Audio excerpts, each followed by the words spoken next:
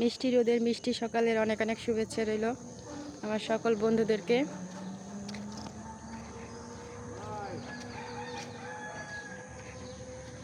এটা কিন্তু নারাকুটার মেয়ে আমরা বলি আর কি আমাদের আঞ্চলিক ভাষায়। আপনারা কে কী বলেন জানাবেন। ধানের খেত দিয়ে যে একটা যে গরুর খাবারের জন্য মাচার মতো আর কি বানায়, তো আমাদের এলাকায় কিন্তু এটাকে মেই বলে।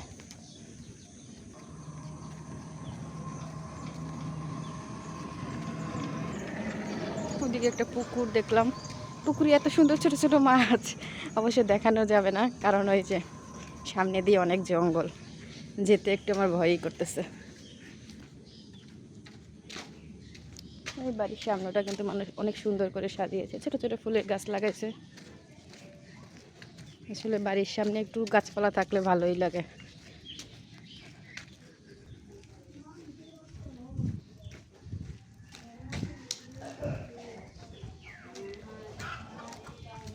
এই সকালের মিষ্টি রোদটা গায়ে পড়লে কিন্তু ভালোই লাগে। তারপর তো এরপরে রোদের তাপটাও বেড়ে যাবে, তখন আর বের হওয়াই যায় না।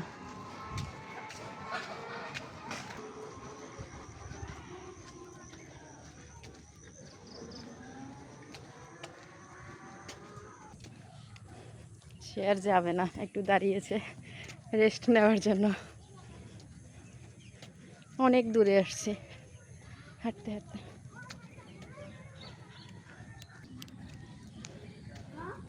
বাচ্চারা খেলছে রাস্তার মাঝে। আজকে তো স্কুল বন্ধ। আগে এরকম শুক্রবার আসলে কি যে খুশি হতো, স্কুল থাকবে না। বৃহস্পতিবার রাত থেকেই খুশি। চারিদিকটা কিন্তু সবুজে ঘেরাই।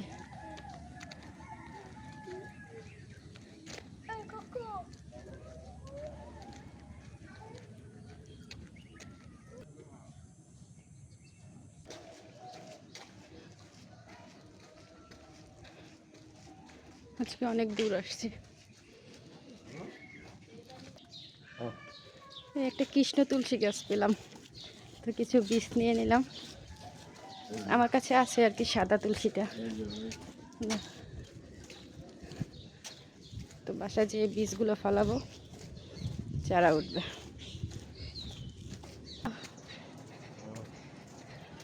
সকালবেলাও তার শান্তি নাই, প্রতিদিন একই টাইম, একই রুটিন।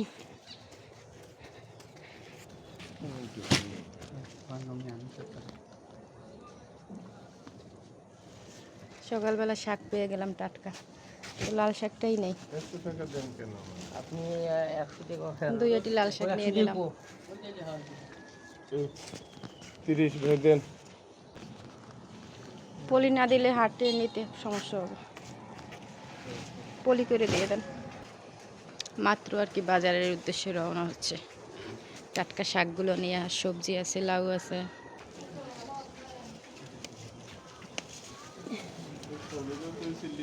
এই যে শিউলি ফুলের পাতা, এখন যদি একটু ঠান্ডা ঠান্ডা বা জ্বরের ভাব হয়, এই পাতার রস করে খেলে সকালবেলা বিশেষ করে, আর যদি কেউ রস না খেতে পারে, রসটা একটু তিতে হয়, বড়া করে খেলেও কিন্তু খুব ভালো।